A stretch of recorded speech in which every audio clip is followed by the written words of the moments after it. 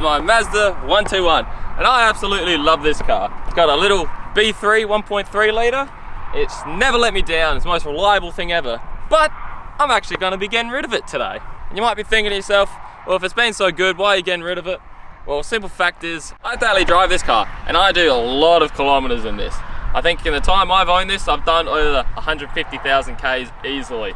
I've never once done a timing belt or a clutch, and it just keeps going. But today, we're going to be swapping in a bigger motor.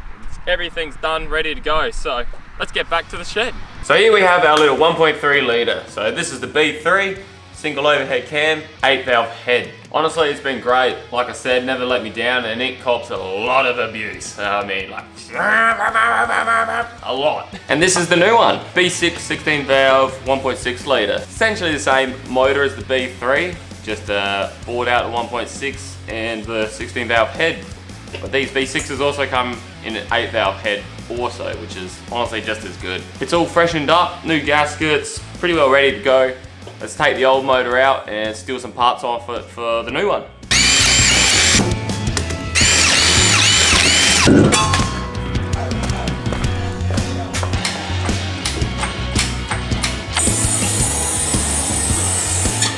The engine is out. Good old trusty B3 served me well. Time to put it into retirement. I won't get rid of it. It's too good engine, so it'd be nice having it there ready to go if I ever need it again. I think now we're gonna clean up the engine bay, try and make it as fresh as possible, and maybe even a little something extra. I don't know if it's gonna work yet, but we'll find out.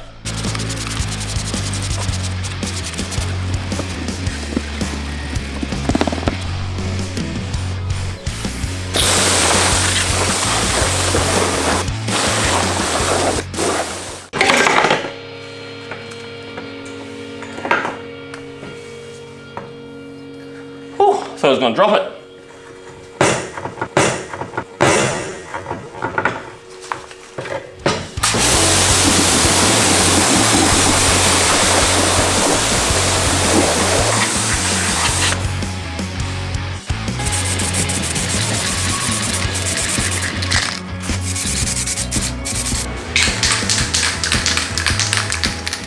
Today is a new day, and we're doing something a little extra. What I have here is a quicker ratio steering rack. Comes out of a 2002 Kia Rio, but we're doing it non-powered. So what I've done, looped the lines as so, and made these filter adapters with an extra cap, way to stop water getting in, because we don't want any of the hydraulics still in this when we're running it in the setup we are. It should use the Rio rack mounts, and then we'll put on our existing tie rods and tie rod ends from the 121. This one here is the original manual rack, works fine. Honestly, pretty good, reliable. But I figured while I got the car out, I've had this upgrade sitting here for a while, so let's get a tighter ratio, which would be nice. What I'm gonna do now is try my absolute best to measure the original one tie rod to tie rod length. So then hopefully I can swap these tie rods and ends over to the new rack and be somewhat still aligned. Just for the sake of ease of measuring, what I've done, gone off the grease nipples there, just made a texture mark both sides. So now, get the tape measure out and just measure that. Okay, we finally got the tie rods off the Rio rack. They were super stubborn the whole way. I've never had that before, so I'm not sure what's going on with that. But we did run into our first problem, which is a bit annoying.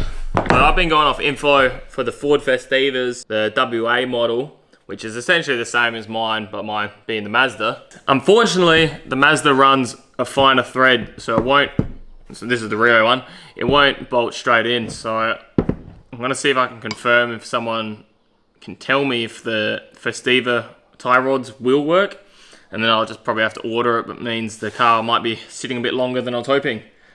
So I think we'll mount this up and we can come back to that later. I think it's about time we have a look at what the clutch looks like after my 150,000 Ks or so. I think I'm going to be quite surprised that it's actually still going to be good, because most of it's highway driving. Oh mate, look at that. Still as good as anything. There's heaps on that. Now this might be silly of a thought, but it's got a little bit of a lip, but not the way I thought it would. It's catching this way. You think if it's wearing along here, that's like your wear spot. The high spot should be this part, not this. But that might just be me not thinking straight. So I thought this was pretty nuts. This is a brand new clutch. As you can see, you've got your button depth and just general wear depth there. And this is my 150,000K clutch. And honestly, it still looks great.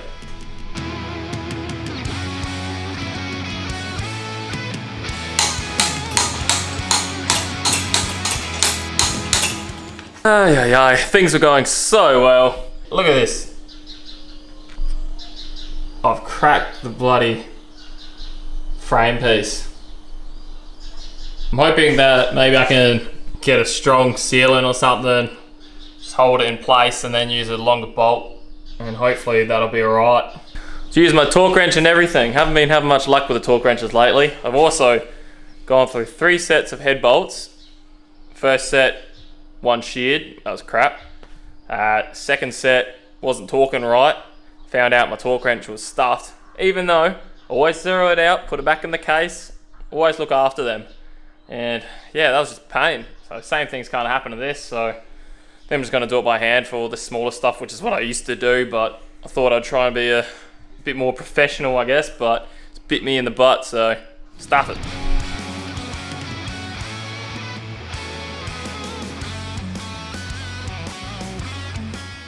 I think the engine's ready to be placed back in. It's all looking fresh, painted the gearbox, trying to make it look as good as possible. All the other kind of bolt-on stuff we'll put on once it's in the car. Just gonna keep it basic and try and get it fired up, so I won't worry too much about coolant and stuff like that yet. Yeah, let's get it in.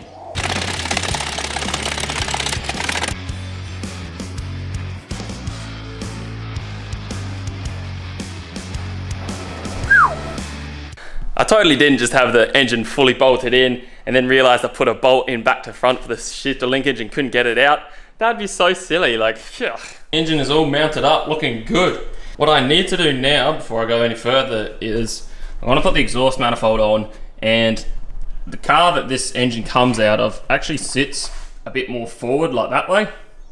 And this is pretty much dead vertical. So the exhaust angle to the downpipe is going to be a bit off. So I'm hoping I'll get enough to angle that up to the little join down there. Might get a bit, but if not, then I'll just cut and shut weld at the angle that I need. Okay, so unfortunately I can't get enough angle that I need. So what I'm going to do is pretty simple. I'm just going to, for example, cut a slit like that. Then bend it the angle I need and re-weld it. So I might trim off this heat shield from here, oiled up that bung because it's actually from a different engine and I don't use an O2 sensor on this. And then, yeah, we'll tack it up in the car and make sure everything's looking good while the suspension's drooped as it should.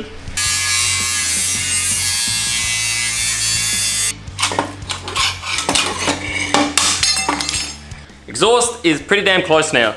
I got rid of a lot of the heat shield from the top half here and got rid of all the tack welds that was still there and grinded that smooth. So now, you can see there, I've got a bit of a slit cut out. So hopefully this side can then be pushed down, get a bit more angle. So we're gonna put that in the car now and see if that comes up. If I'm happy with it, then we'll weld it. Okay, we've got it roughly bolted up. The angle's actually not looking too bad, so happy there. Got plenty of room on the back one, so that'll pull in fine. I think we're good to start welding it.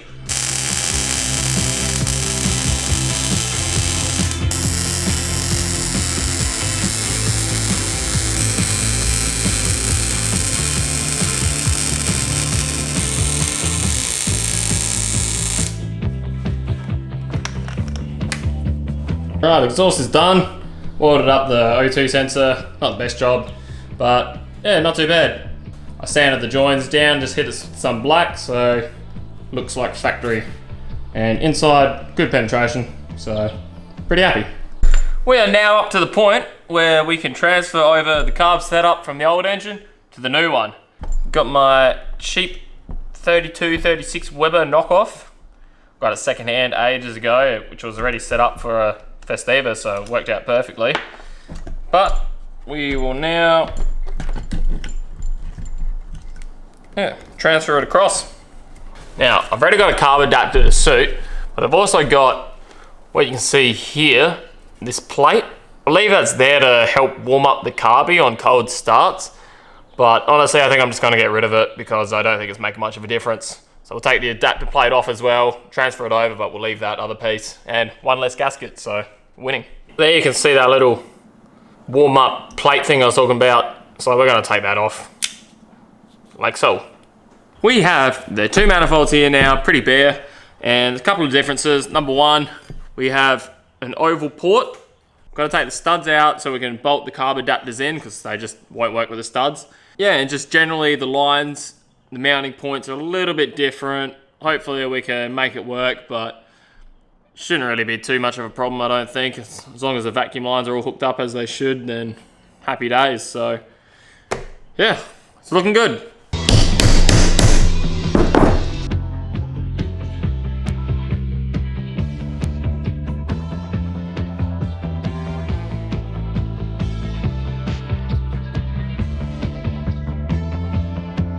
I'm gonna take the carb off first.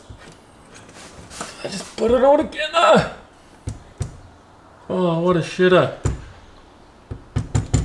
I kind of thought this would be an issue with the way the angle of the engine is, like I was saying before. I'm really hoping we can just get it to work. See, it hangs quite low, which is not ideal. Not liking my chances of getting these bolts back in though. So we'll see how we go. That is very tight. Wow, that is close. That is very, very close. But I think it'll work. Okay, it looks like we got clearance. Not ideal, but for now it's gonna have to do. Another new day with the car. I was getting pretty frustrated trying to get these last two bolts on for the back of the carb, but luckily I finally found the tool I was looking for, which is this little thin one right here. So this should hopefully give me access to the back, and then that's just something I'll just keep in the car from now on. You beauty. Fits. Go, Will, go.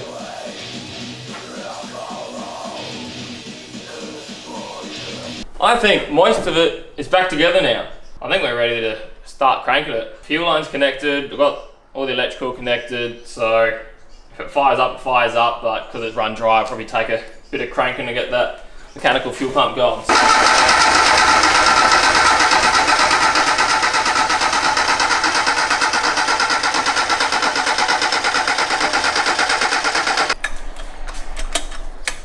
Just getting fuel now.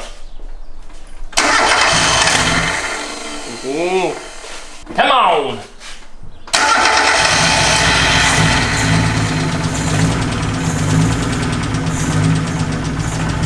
I think I got the firing order right. Alright, change the firing order. Let's see if that fires up a bit better. I think I had number one in the wrong spot. She is a bit tappy. If that's the worst of my problems, I can live with that. I can always fix that in the car. So, can get a bit of a rev.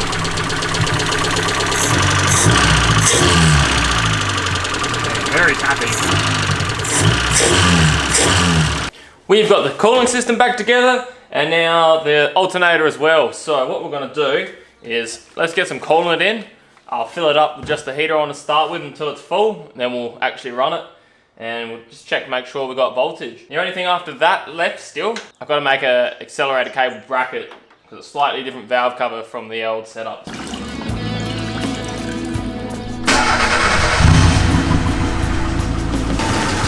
Besides the lifters, engine's sounding pretty good. Idling happy now, fingers crossed, eh?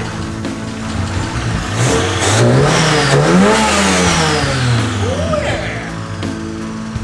Alternator's doing its job, oh yeah!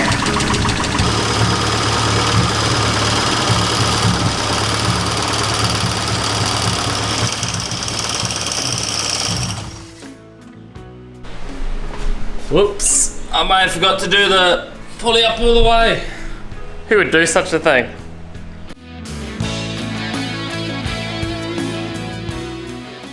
Probably gonna be a wrap for today. Like, looking at what I've done, I'm pretty damn stoked. A lot of things could have gone wrong, and out of the minor things that did happen, I really can't complain.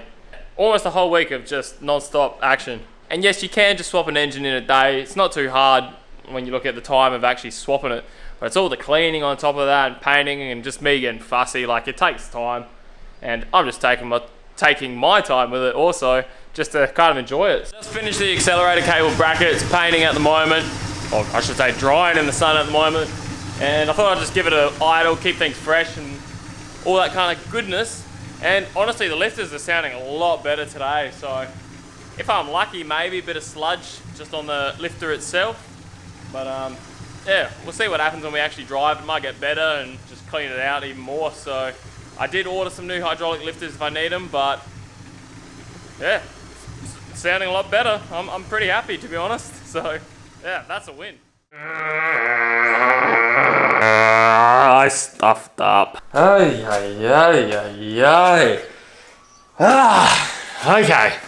It has been a month of this car sitting, and I stuffed up badly. That is because of two reasons. Number one, not so bad one. Tie rods to do this upgraded steering rack from the Kia Rio. It's been a real pain in my butt. The Mazda 121 and the Ford Festiva WA are essentially the same car, but they don't use the same thread pitch tie rod inners for the rack. The Mazda's run an M17 by 1 fine thread, and the Festiva's M16 by 1.5 core thread, which is one I needed to suit this Kia Rio rack from the knowledge that I've known previously. Definitely a few listing issues and stuff like that from sellers. So eventually I had to settle because all the ones I got were either the right size thread pitch but wrong length, or right length, wrong size thread pitch. What I've done is taken one of the right size length tie rods and then machined down the inner part of it to suit the coarse thread, which is fine. So they're installed now, that's all good. And then secondly, the big one, the big stuff up. To simply put it straight away, my gearbox differential has fallen to pieces. Now that may sound really bad, and not denying the fact it is. It really sucks because the gearbox is going to have to come out today and be disassembled. But yeah, I don't know if it's common knowledge, you let me know what I'm about to tell you, or if it's just a design for this car. But yeah, this is my first modified front wheel drive, and essentially what's happened is once you pull the CV axles out of the gearbox, the gearbox and diff, there's a chance that the side gears where the CV axles mount up to inside the differential, or spider gears, whatever you want to call them, they can just fall into the casing. But what you're meant to do is prop them up somehow with either a special tool, cable ties, or just chop off an old CV axle. But yeah, I didn't know that. So my gears have fallen. This was literally the last step before I was going to drive it. Pop the CVs in and happy days. So obviously the CV's got nothing to mate up to, so they won't pop in. And yeah, gearbox is coming out. How annoying. I was 5 minutes away and now it's probably going to be a 2-day job. But yeah, let me know. Should have I known this? Is this common knowledge for front wheel drive stuff? Or am I just being an idiot like usual? But enough of that, let's get into it. Alright, gearbox is out of the car, this is our 5-speed, and yeah, have a listen to this.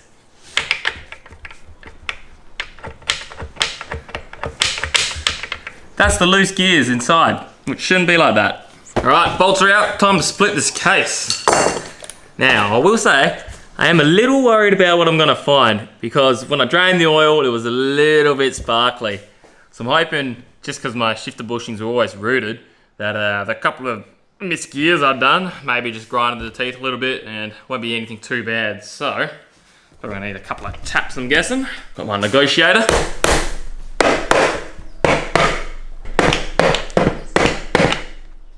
Listen to that rattle. Ooh, straight away. Alright, alright.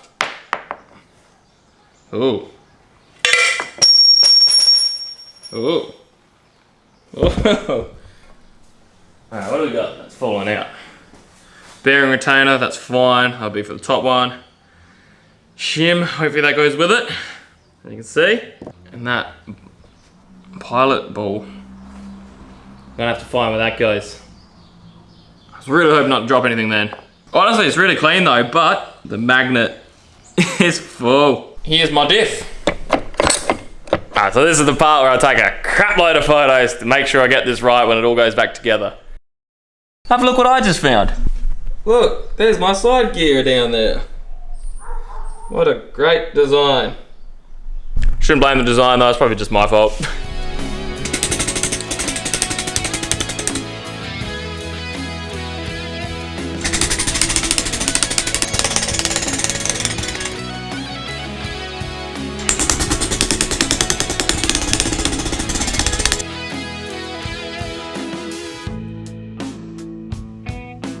I think I'm ready to take the gear set out.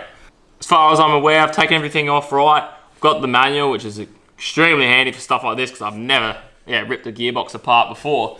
So, according to that, should be able to just lift the gear set up now. Here we go.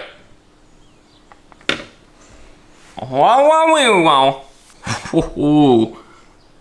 Yeah, there's a little bit of damage. We'll come back to that. Let's get the diff out as well. Okay, this should lift straight out as well now. Let's see what happens and why. Okay, so here's the diff. As you can see, I'm missing a couple of gears in there. And it's designed in such a way that they could just fall into the casing like so. So stupid. Unless again, that's just me and that's just how they are on front wheel drives. Alright, so this is how it'd be in the car as it should be. So, axle here, as you can see, spins nicely. But I think what's happened is, when I've had the gearbox out to paint and all that, and flipped it upside down and all that, what can happen is, there's nothing stopping these gears. If I push them, it's falling out like that. And then there's no way of getting it back in the diff while it's in the gearbox. So you have to take it all apart like I just done. So remember that. Hopefully save yourself some trouble next time so you don't have to do this. Now, time for the damage report. Let's see what we found.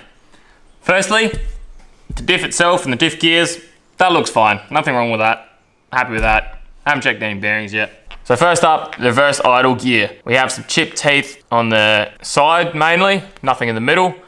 Yep, that's number one. Number two, we have, I think, correct me if I'm wrong, the secondary shaft gear. Same thing, the edge of the teeth, a couple of chipped up. I'd imagine it's just from, like I said earlier, my shifter bushings are worn out, so I'm not afraid to admit I've done the odd grind the gear, trying to do a few quick shifts before. But again, still ran fine, probably still going to gear.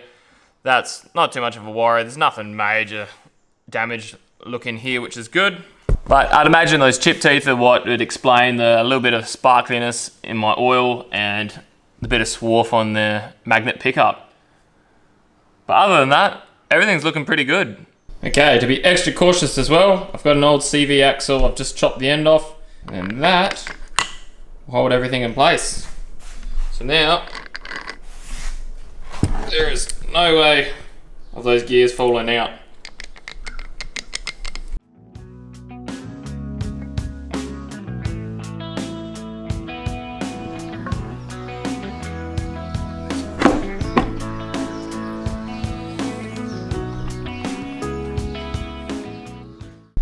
Well, today is a new day again, and I stuffed up again. So off camera, we got the gearbox all back in together, and one CV back in and a couple of accessories. And I'm like, oh, better check the shifter linkage, make sure it's all good. And I stuffed it up internally in the gearbox again. Let's get it out and I'll show you exactly what I did wrong. This is my shifter linkage, and as you can see, I didn't hook it up internally correct. So the gear selector stuff, I don't know the actual technical term, but as you can see, the rod runs through, it's meant to link up with that. And I've missed that little ball head, which is supposed to go and sit inside that. Thankfully, that's an easy fix, as that's literally the last thing that goes back on before you put the casing back on. So Let's fix that up, get it back in the car. We'll see you when it's all hopefully running and driving. First, second, third, fourth, fifth, reverse, beauty. Man, this front wheel drive stuff, different. Alrighty, it's a lovely day today, but the car is driving. Finally sorted out all the issues. I'm gonna take it for a bit of a rip, see how it goes today. So, what we've done, obviously the 1.6 is in. We've got the new steering rack. As you can see, first ever steering rack, it feels pretty good, nice and tight. The old setup was pretty good too, so I'm trying to think if there actually is much of an upgrade. What I do is I put on the screen how many turns it is lock to lock, original compared to what it is now, so you guys can gauge it a bit better than just looking. Engine wise, it's healthy. Lifters sound great, and yeah, it's got a bit of go now, so let's do a little bit of a pull here.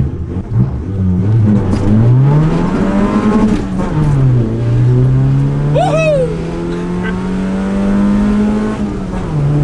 It sounds so good! Yeah, the power is awesome. It's so top end heavy, got top end power now as well, so honestly it sounds great. Probably echoing in here quite a bit because there's no sound insulation in these cars from factory, but honestly, well worth the headaches I've been through, so absolutely loving it.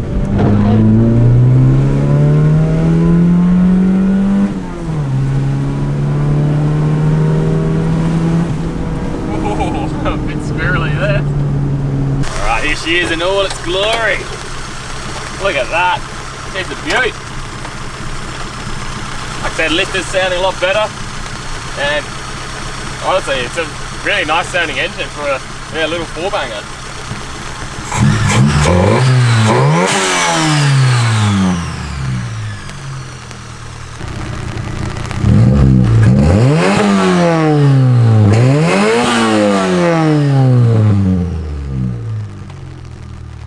Alright, so that brings us to the end. Thank you so much for watching. If you've enjoyed this, leave a like, leave a comment, subscribe, whatnot. And yeah, hopefully see you the next time. Got some more videos coming soon of this, so let's keep having some fun. Let's go.